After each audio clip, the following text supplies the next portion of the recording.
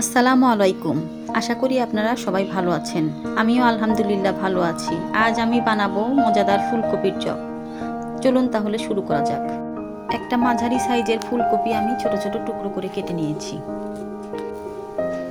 এখন আমি একটা পাতিলে কিছুটা পানি দিয়ে দিব। তার মধ্যে কিছুটা লবণ দিয়ে দিচ্ছি। পানিটা ঢেকে দিচ্ছি। বলক উঠে আসলে ফুলকপিগুলো দিয়ে দিব।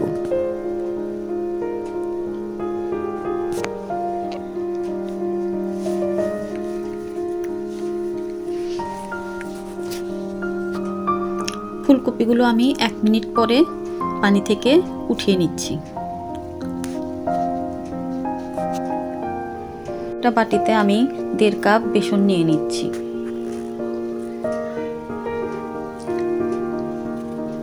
তারপর আমি আধা কাপ ময়দা এবং আধা কাপ চালের গুঁড়া নিয়ে নিলাম।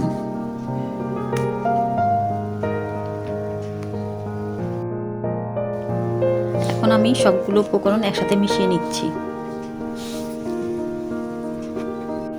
মরিচের গুঁড়া দিয়ে দিয়েছি 1 চামচ, ধনিয়া এবং জিরার গুঁড়া দিয়েছি 1.5 চা চামচ, হলুদের গুঁড়া দিয়েছি 1/2 চা চামচ এবং লবণ নিয়েছি আমি 1 চা চামচ।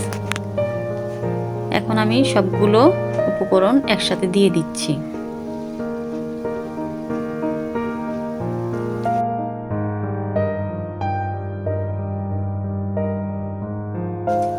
এখন আমি সমস্ত শুকনো উপকরণগুলো একসাথে মিশিয়ে নিচ্ছি।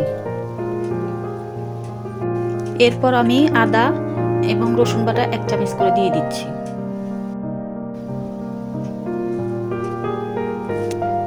এরপর আমি অল্প অল্প করে পানি দিব এবং একটি মসৃণ ব্যাটার তৈরি করে নিব।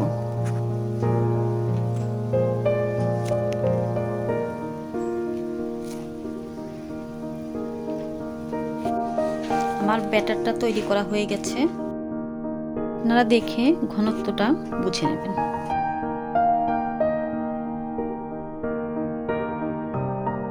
আমাদের ব্যাটারটা রেডি হয়ে গেছে। এখন আমরা ভাজার জন্য তেল দিয়ে দিচ্ছি।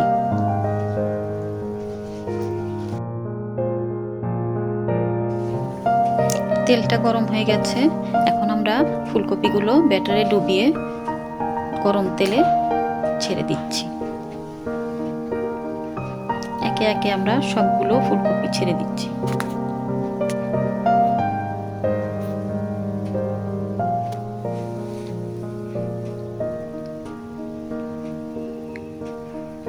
এক পাশ হয়ে গেছে, অন্য পাশ উল্টে দিচ্ছি।